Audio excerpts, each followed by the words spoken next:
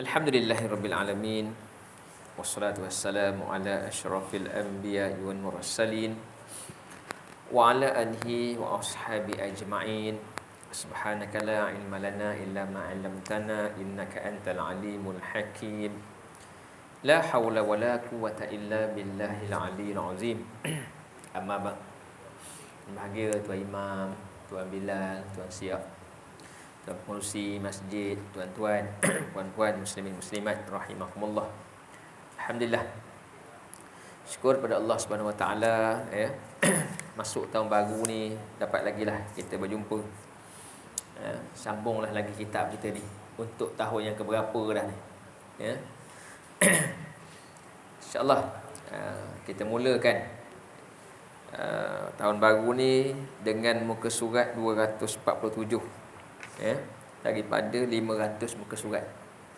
Maknanya dah hampir separuh dah ni. Ya, separuh dah khatam ni. Kalau masjid dapat kenduri boleh buat dah ni. Ya, khatam. Ya, buat awal dulu. Kenapa takut tuan-tuan tak sempat? Saya tak apa, tuan-tuan nak kan. Baik. Kita masih lagi dalam bab pemurah.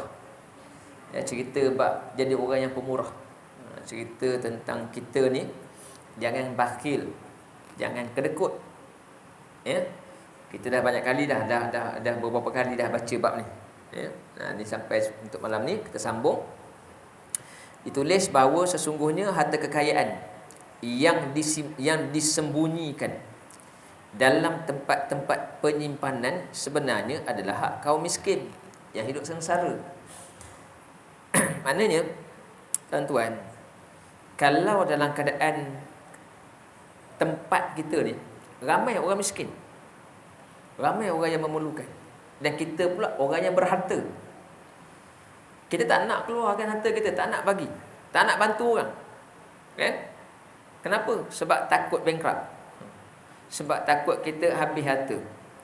Jadi kita lebih rela simpan daripada nak bantu orang. Ya, tu tak kena. Ini sifat orang bakhil. Ya, sedangkan di kawasan dia ramai yang susah, yang hilang sumber pendapatan ke, ataupun hartanya tu dia takut ataupun tak nak langsung keluar dalam bentuk bantuan zakat contohnya. Ya, kefarduan zakat. Dan juga sedekah. Zakat pun tak nak keluar. Maka ini adalah dia telah mengambil hak orang yang sepatutnya dapat. Walaupun harta tu kita punya, tapi dari segi ketentuan Islam menentukan walaupun harta tu nama kita, tapi dia ada hak kepada yang lain. Perbuatan seperti itu merupakan kejahatan yang akan mencelakakan seseorang dalam kehidupannya di dunia dan akhirat. Ya, ada tapi tak nak bantu. Dia memikirkan diri dia. Kalau bagi ke orang nanti makin kurang, makin sikit jadi simpan. Jadi perbuatan ini menjadi perkara yang sangat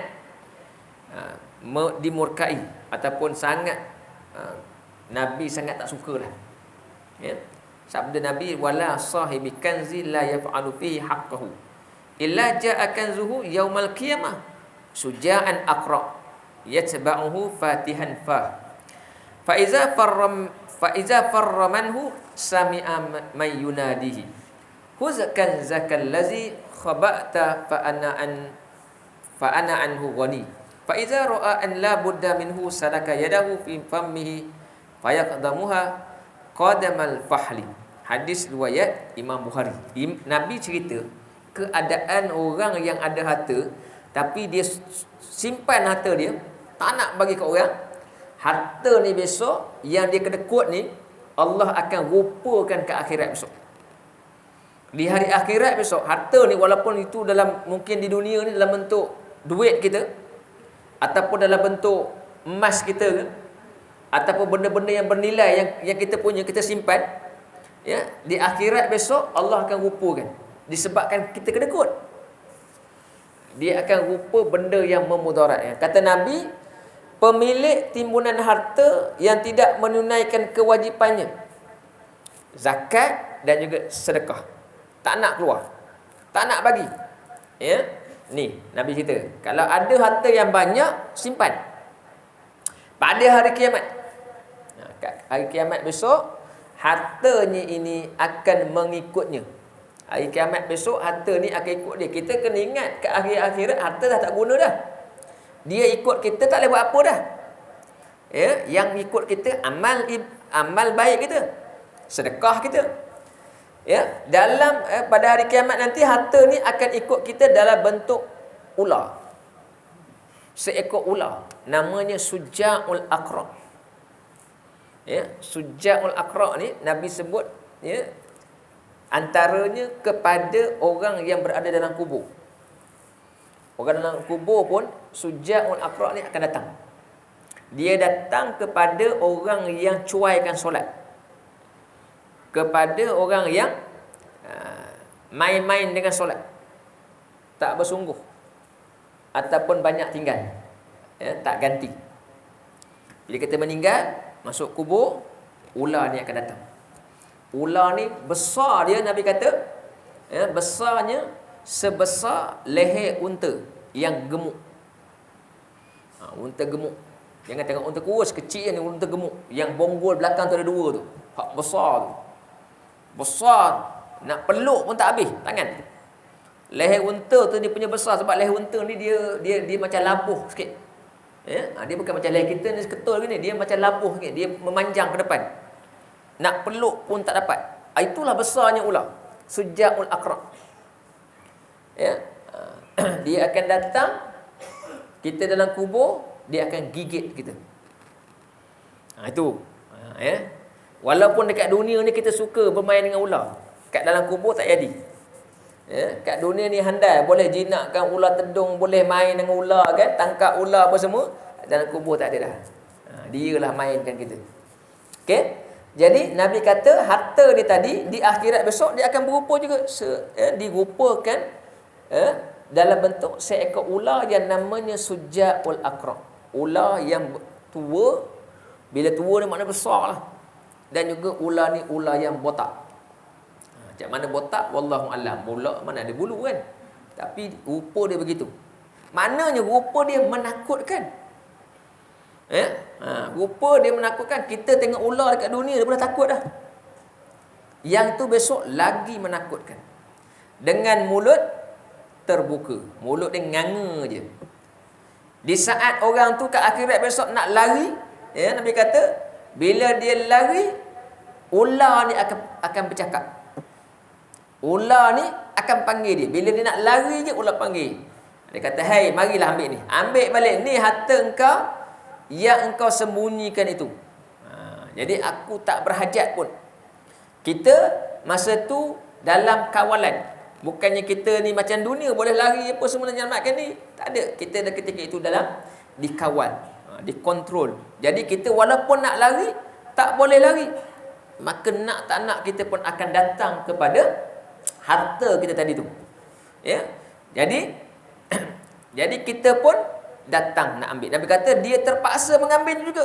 Walaupun dia tak nak, tapi dia terpaksa datang mengambilnya. Maka dimasukkanlah tangannya ke dalam mulut ular ni tadi, dalam mulut Suja'ul Aqra tadi, dan ular ia kemudian akan menggigit dan mengunyah hingga hancurlah tangan dia. Itu bagi orang yang kedekut nak beri. Ada harta, tapi sayangkan harta sehingga abaikan keperluan masyarakat. Baik. Itu cerita Nabi. Nabi ceritakan keadaan. Macam mana kita berhadapan dengan benda yang kita rasa kat dunia ni milik kita. Benda yang kita jaga, kita sayang, takut habis apa semua, tapi di akhirat dia akan membinasakan kita. Islam memberikan pengertian secara jelas dan meyakinkan bahawa kecintaan seseorang kepada harta kekayaan miliknya dapat mendatangkan bahaya. Ya? Harta ni banyak mana pun, kalau kita tidak ikut apa yang dikendaki, yang dipandukan oleh agama, dia boleh mendatangkan bahaya. Ya? Antara perkara dua perkara yang melewatkan kita ketika hisab. Ya, kita besok masa hisab, masa dihitung tu, ya, ada orang cepat habis, kejap je dia dah dihisab selesai. Tapi ada dua perkara kita ni lambat dihisab. Orang lain selesai 3-4 orang dah habis, kita tak habis-habis lagi. Kita punya audit tu, apa dia? Yang pertama, hisab kita tentang harta kita. Harta kita ni ke mana pergi, dapat daripada mana, sumber mana. Okey, dapat cara yang baik, cara yang halal, salur macam mana pula, pergi ke mana. Semua kat kita je habis. Sebab nak memuaskan nafsu kita ni, yang suka berbelanja ni, habis kat kita je. Hisab satu-satu. Satu lagi ialah ilmu. Ilmu juga dia umpama harta, tetapi dia juga akan dihisab. Tu dia. Ilmu kita, ada ilmu, takut, kedekut, tak nak bagi kat orang. Ya, saya satu perkara, kalau kat sekolah kan, satu benda yang saya tak gemar lah, satu cara yang dibuat macam dah jadi budaya di sekolah. Ya, kat sekolah ni kalau budak nak periksa, dia akan buat majlis restu ilmu. Saya tak suka. Ya, majlis restu ilmu. Budak nak periksa, jumpalah cikgu, okey, minta maaf apa semua. Cikgu pun cakap, okeylah cikgu halalkan ilmu yang cikgu bagi. Budak pun minta cikgu halalkan ilmu cikgu. Cikgu pun kata saya halalkan. Cikgu, saya pesan pada cikgu saya, cikgu, ilmu tu bukan milik kita. Bukan kita punya nak bagi halal ni. Ilmu ni wajib, suka ke tak suka ke mesti bagi. Dia bukan option. Kita nak bagi, tak nak bagi sudah. Tak boleh. Kalau kita tak halal, tak bagi ilmu tu, kita berdosa. Ya, tu. Jadi, kadang-kadang kita punya cara ni seolah-olah nak menggambarkan satu program. Nak buat program, tapi dengan cara yang tak kena. Ilmu ni berbeza. Ya, ilmu ni berbeza. Ilmu ni, siapa yang ada ilmu, dia wajib mesti sebarkan. Ya. Mesti disampaikan kepada sesiapa. Ya, kita tahu, kita pandai apa semua, mesti beritahu orang. Kalau dia sebagai guru pula, mesti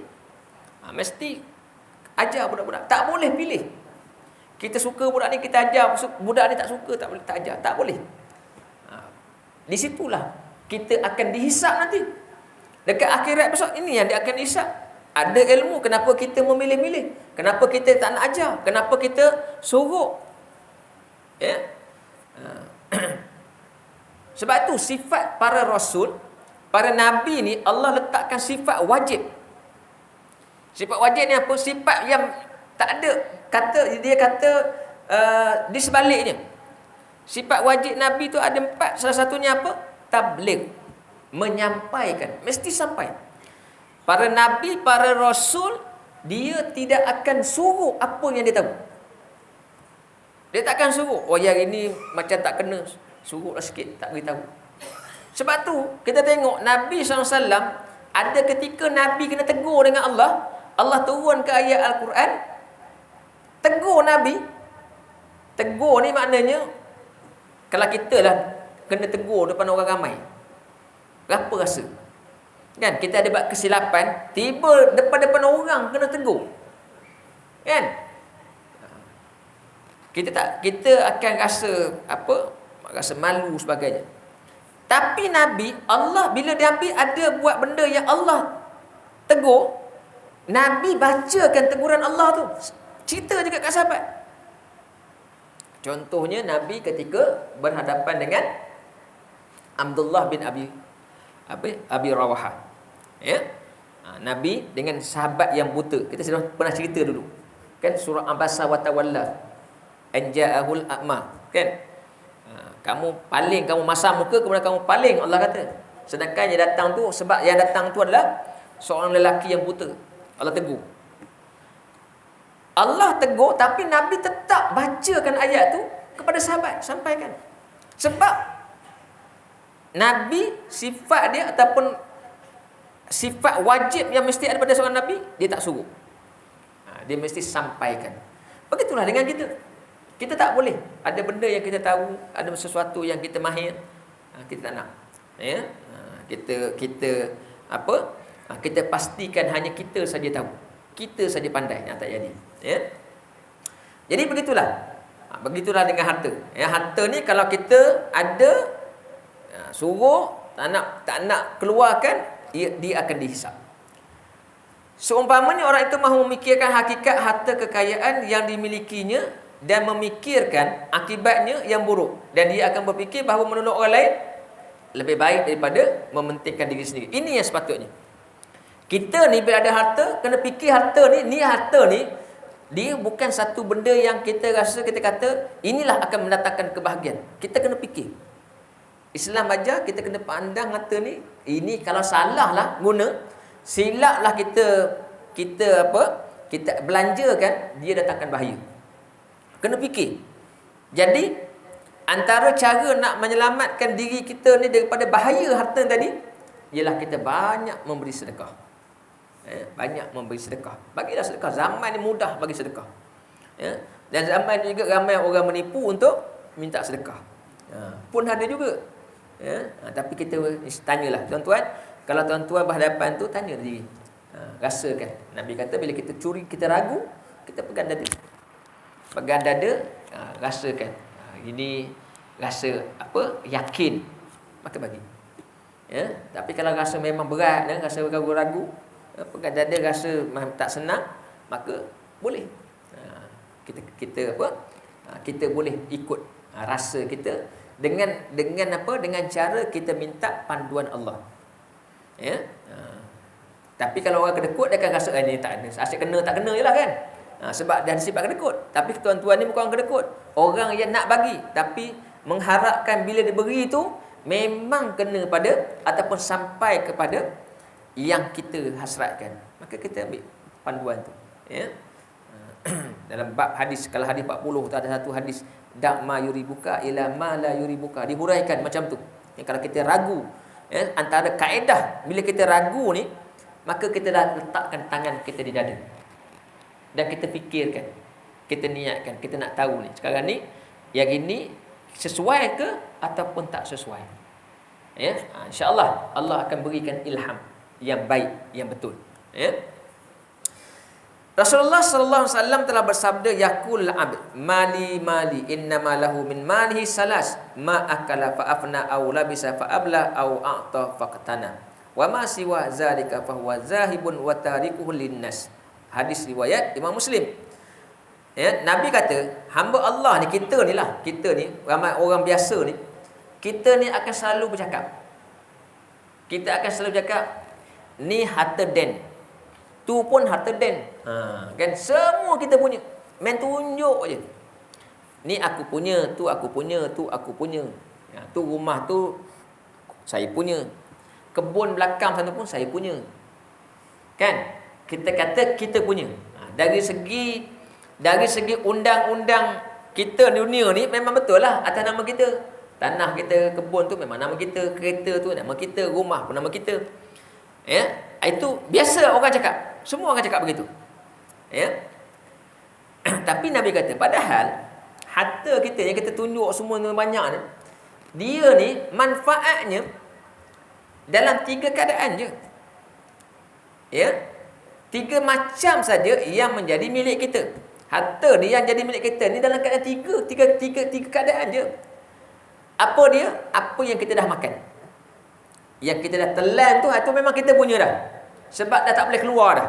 Orang lain tak boleh ambil. Dah masuk dalam perut kita. Satu. Apa yang kita pakai sampai koyak, kita buang. Tak ada dah orang nak ambil. Kedai bandar pun tak nak, sebab dah koyak. Itu kita punya. Kalau orang pun dah tak nak. Dan apa yang diberikan kepada orang sebagai kebajikan, maknanya kita ada barang, kita bagi kepada orang, maka itulah yang kita punya, ditulis sebagai amal kita. Tu je 3. Yang kita tunjuk tu, dia akan jadi sementara je. Dia akan jadi harta kita sementara je. Bila kita pakai, ataupun bila kita dah meninggal dunia, walaupun pakai nama kita, tak ada dah kita punya. Habis dah kita punya. Selain itu, selain pada 3 perkara tadi yang kita makan, yang kita pakai, yang kita bagi pada orang tu, harus dianggap kekayaan hilang yang ditinggalkan untuk kepentingan orang lain. Yang kita kata kita rumah kita, kereta kita, harta kita yang lain ni akan menjadi milik orang lain satu masa nanti. Siapa dia? Mungkin waris kita akan jadi milik. Ataupun mungkin berlaku pertikaian apa semua, akhirnya harta itu tak jadi pada waris. Mungkin insiden berlaku, ditarik, habis. Bukan kita punya lagi. Seseorang bersusah payah mengumpulkan sesuatu untuk diberikan pada orang lain. Kita usaha kan, kemudian sebab nak bagi ke orang. Macam mana? Seorang Muslim yang tidak memanfaatkan harta kekayaan untuk kebaikan hidupnya di dunia dan di akhirat, maka untuk apa lagi hartanya hendak dimanfaatkan. Harta ni kalau kita gunakan bukan untuk hidup kita di dunia dan kita akhirat, apa lagi? Tak ada dah kan? Kita ni sama ada kadang-kadang untuk dunia saja kita guna harta. Kadang-kadang kita guna harta ni untuk akhirat saja. Ada orang macam tu. Dan ada juga yang guna hartanya untuk kepentingan di dunia dan juga akhirat. Dua-dua dia ambil. Okey. Jadi kalau tak untuk tu, apa lagi? Sabda Nabi SAW yang diriwayatkan oleh Imam Al-Bukhari, ayyukum malu warisihi ahabbu ilahi min mali. Qalu ya Rasulullah ma minna ahadun illa maluhu ahabbu ilaihi. Qala fa inna malahu ma qaddama wa malu warisihi ma akhar. Siapakah antara kalian yang lebih menyukai harta warisan daripada hartanya sendiri? Siapa yang suka harta dia tu dia wariskan ataupun harta tu jadi milik dia? Kita suka yang mana? Tentulah kita suka harta kita kan yang jadi milik kita sebab kita bebas menggunakannya.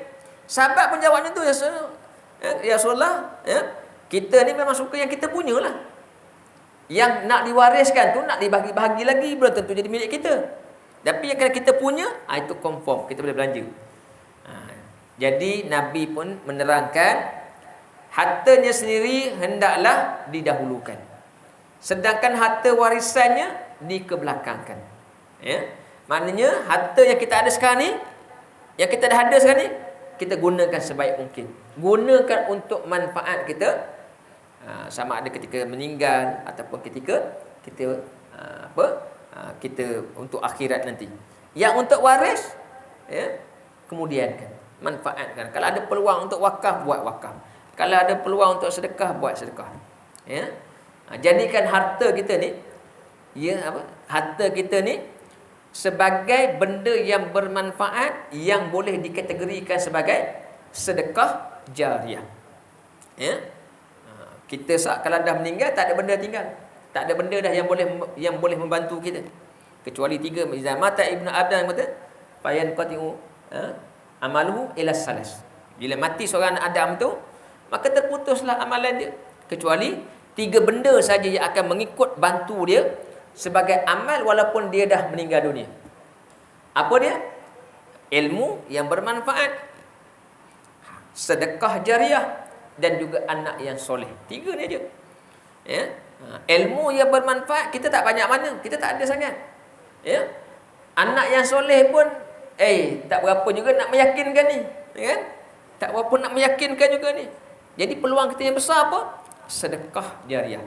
Sedekah yang digunakan orang sepanjang masa. Orang boleh guna, orang boleh mengambil manfaat dengan apa yang kita beri, maka dia akan memberi pahala selagi mana digunakan oleh manusia. Kita tanam pokok, tanam pokok di mana-mana. Di tanah rizak contohnya, bukan kita punya. Kata tak kita punya nanti jadi waris anak kita. Tanah-tanah kosong kita tanam. Pokok itu berbuah, binatang makan, manusia makan, ambil. Maka setiap kali yang makan itu, pahala dapat kat kita. Kita ada laluan, tanah kita ni menjadi tempat yang orang nak gunakan sebagai laluan. Berikan kebenaran, pesan kepada anak-anak, biarlah orang lalu. Selagi mana orang lalu, walaupun kita dah meninggal, pahala dapat kat kita. Bagi laluan, jangan ditutup. Kalau kita, ayah kita dulu pun ada buka. Kadang-kadang orang dulu dia macam tu, dia benar. Pak mentua saya kan, tuan-tuan kenal kan, pak mentua saya tanah dia tu, Kawasan tanah dia tu memang menjadi laluan. Itu jalan yang ditar tu tanah dia. Anak-anak nak buat pagar tak bagi. Anak-anak nak pasang nak taruh pagar tak bagi dia. Biarlah orang lalu. Betul lah cara dia tu. Kadang-kadang anak-anak ni tapi itulah besok ni kalau dia dah tak ada, siaplah. Habis. Tapi sebagai anak sepatutnya biarkan. Sebab itulah jariah dia. Ya. Itulah jariah dia untuk apa? Untuk sebagai bekal dia. Ya, kita ada tanah kita pun bukannya nak ambil yang tu tepi tu aja. Kan? Tepi sikit tu. Kita pun dapat manfaat, boleh guna juga. Apa saja. Ya, apa saja yang kita beri untuk kepentingan umum, maka dia dapat pahala. Selagi mana digunakan dengan untuk manfaat. Ketika mengumumkan mengenai mengumpulkan zakat, ya, ketika Nabi beritahu kumpul zakat ni dah lambat, ya. Dia bukannya awal Islam, dia kata Nabi dah hijrah, ya. Dah berapa tahun dah, barulah arahan zakat tu keluar. Jadi Nabi pun bila Nabi nak umumkan perintah Allah tentang keluarkan zakat ni, Nabi tahu. Nabi kata, Nabi merasakan bahawa ada di kalangan kaum muslimin yang ada perasaan sayangkan harta. Ada daripada orang Islam zaman Nabi tu, kalau Nabi umum ni, Nabi kata ada ni. Tahu, Nabi tahu perangai. Walaupun tak ditunjukkan, Nabi tengok siapa pun Nabi tahu. Nabi ni Allah berikan satu kelebihan. Boleh tahu orang ni macam mana. Walaupun orang tu tak bergaul dengan Nabi, tak dekat dengan Nabi, tapi bila Nabi jumpa, Nabi tahu. Ini kalau dalam istilah dia panggil kasyaf. Kasyaf ni maknanya tengok dia dah dapat baca. Dapat diberi apatah lagi Rasulullah, para imam, ramai yang begitu. Imam Syafi'i contohnya, salah seorang yang Allah berikan karamah. Apa dia? Kasyaf. Karamah dia antaranya ialah kasyaf. Maknanya tengok kita tak pernah jumpa dengan dia. Dia tengok kita, dia tahulah kita ni macam mana. Dia tahu kita ni. Ni tadi ni subuh tak sembahyang ni, dia tahu ni. Tapi dia cakap lah. Jadi orang zaman tu kalau jumpa Imam Syafi'i memang rasa malu-malu. Sebab apa? Dia tahu keadaan apa yang kita buat di belakang. Okey. Jadi Nabi tahu ada kalangan yang akan menolong. Tapi Rasulullah SAW tidak menampakkan perasaan itu. Tapi Nabi tak tunjukkan rasa runsing. Kalau Nabi umum, nanti ada sahabat yang tak nak. Kemudian Rasulullah pun bersabda, Nabi pun menyeru sahabat-sahabat, fa innan nabiyya inda ma a'lana man an jam'i zakat tahassasa bi rifqin masyairil hirs fin nas wa talattafa fi ilajiha faqala sayatikum rukaibun mubghadun yakni jami'iz zakah fa iza ja'ukum farahibu bihim wa khallu bainahum wa bainama yabtagun fa in adalu fali anfusihim wa in zalamu fa alaihim wardauhum fa inna tamama zakatikum ridahum waliyad'u lakum. Rawahu Abu Daud. Nabi kata nanti selepas ini akan datang kumpulan yang diperintahkan oleh Nabi untuk bertemu dengan kalian semua. Tujuannya ialah untuk mengumpulkan zakat. Ini ketika mula-mula zakat ini diwajibkan. Jadi Nabi pun berucap. Nabi kata selepas ni nanti akan datang kumpulan orang yang telah ditugaskan untuk berjumpa dengan semua. Tujuannya apa? Mengumpulkan zakat.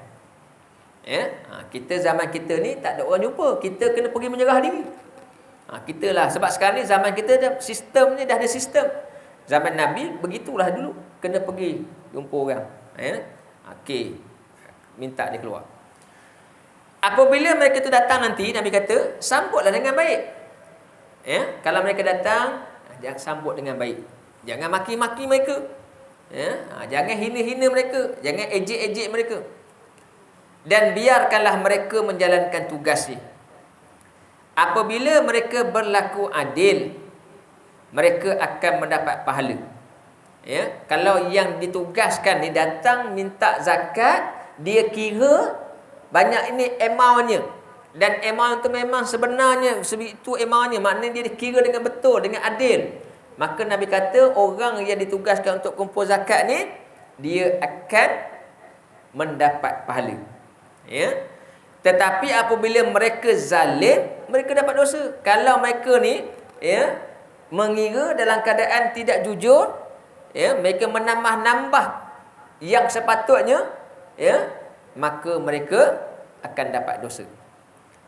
Puaskanlah mereka apabila kalian menunaikan zakat, maka tunaikanlah kewajipan kalian itu. Ia akan memuaskan mereka, dan biarlah mereka berdoa bagi kalian. Ya, itu Nabi pesan. Ini cara Nabi nak pujuk, ya, kepada sahabat-sahabat, kepada orang Islam ketika itu, ya, untuk bantu keluarkan zakat. Zaman itu itulah permulaan untuk membantu negara. Zakat itu digunakan. Ketika sebelum tu mana ada, ya. Ketika belum keluar perintah zakat, tak ada. Sumbangan apa nak membantu negara ni lebih kepada sumbangan je. Bila nak berperang, Nabi pun umum nak perang, sahabat pun bagi sumbangan macam tu. Tetapi bila adanya zakat, maka banyaklah, adalah pendapatan negara. Ya, orang berniaga kena keluarkan zakat, orang yang menternak binatang boleh kena keluarkan zakat, orang yang bercucuk tanam keluarkan zakat, orang yang ada emas bertimbun keluarkan zakat, ya, dan sebagainya. Jadi barulah pendapat negara ada pendapatan. Ya. Ya. Baik. Jadi itu dia. Ketika mula-mula, ya, perintah zakat ni. Jadi bukan satu benda yang mudah, sebab kita nak minta yang orang punya. Nabi pun rasa nak susun cara macam mana nak pastikan sahabat-sahabat sukarela keluar. Ya, sukarela nak beri zakat. Sebab benda tu tidak menjadi kebiasaan. Zaman kita ni tak ada benda dah. Kita zaman kita ni dah biasa, kan? Kita dah tahu dah zakat. Bagi orang bekerja kadang-kadang dia potong gaji je. Sebab apa? Dah jadi kebiasaan. Tapi zaman itu ketika mula-mula. Sebab itu kan, bila Nabi wafat saja, ada satu kumpulan manusia terus isytihar zakat tidak lagi jadi wajib. Ya? Mereka isytihar, satu kumpulan manusia yang berada di selatan, di Yaman. Ya? Mereka kata Rasulullah dah wafat, jadi zakat tidak lagi jadi wajib. Sebab selama ini kita bayar zakat itu kepada Rasulullah. Rasulullah yang kumpulkan. Jadi sekarang tak ada lagi. Ya? Jadi apabila Abu Bakar naik, maka Abu Bakar bantras kumpulan ini. Dibuat satu gerakan membantras kumpulan ini, dipanggil gerakan Ar-Riddah. Ya, tujuannya apa? Untuk memastikan perintah wajib zakat ini tidak hilang. Kalau dibiarkan, dia akan melanggar. Akhirnya manusia tidak mau keluarkan zakat. Sedangkan mereka ini hidup sezaman dengan Nabi, dekat dengan Nabi. Ya, tetapi mereka pun dah mula ingkar, dah mula tidak mau mematuhi apa yang Allah tetapkan. Ya, jadi memang begitu. Sampailah sekarang ni. Sekarang ni ramai orang tak kisah bab zakat ni. Ya, kita sekarang tak kisah. Kalau orang yang ada harta, kalau cukai pendapatan lainlah, ya. Dia tu undang-undang negara, ya. Sebab banyak keluar kan, ya. Nampak macam banyak berhabis, maka akhirnya zakat dikira sebagai benda yang kemudian. Ya? Sedangkan zakat inilah sebagai satu kepentingan umat Islam. Sebab zakat dia mesti dipulangkan balik kepada penggunaannya kepada orang Islam. Ya, kalaulah negara kita ni, kita buat begitu kan, Islam ni akan jadi lebih baik. Ya? Jadi zaman kalau kita tengok antara cukai dalam Islam, ya, cukai dalam Islam dia ada dua jenis. Untuk orang awam lah, ya. Untuk orang awam ni dia ada dua jenis. Satu dipanggil zakat. Zakat ni untuk orang Islam, dia punya nilai dia 2.5%. 2.5% ataupun 1/40 pada harta. Itu untuk orang Islam. Bagi orang bukan Islam, dia pun ada cukai, jizyah. Jadi mereka ni kena keluar bukan 2.5%, mereka ni lebih. Tak silap 6%. 6% dalam Islam. Jadi orang bukan Islam, dia kena keluar cukai.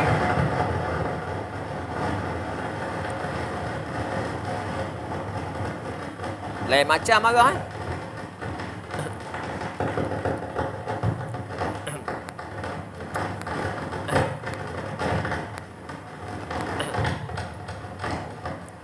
Boleh? Ke isyarat masuk waktu? Pesen baru. Okey, itulah isyarat masuk waktu tu. Jadi beza ya. Tapi 6% tu nampak dia tinggi. Tinggi kan? Tinggi ke sebab orang Islam 2.5, orang bukan Islam, orang kafir 6%. Kenapa? Tapi itulah sistem dia. Tapi nak bandingkan dengan sistem dunia moden sekarang ni, lagi parah. Cukai pendapatan kita bukan 6%. Cukai pendapatan kita boleh jadi sampai 25%. Kan? Jadi kalaulah undang-undang Islam tu dibuat, suka tak? Terima tak agak-agaknya orang bukan Islam? Sebab orang bukan Islam, negara kita ni kaya-kaya. Kan? Nak bayar 25% ataupun 6%. Kan? Jadi Islam ni walaupun dia peraturannya begitu, tapi dia masih lagi memberi keadilan. Sebab mereka kenalah lebih, sebab mereka berada dalam negara Islam. Sama juga kita yang bukan Islam, bila berada di negara bukan Islam, maka kita pun ada kelonggaran ataupun halangan-halangan kita. Tak sama.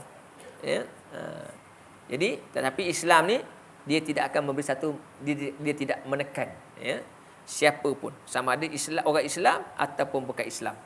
Dia akan beri kelonggaran, dia akan beri jaminan dan sebagainya. Okey, itu dia. Ini tadi Nabi sebut, kalaulah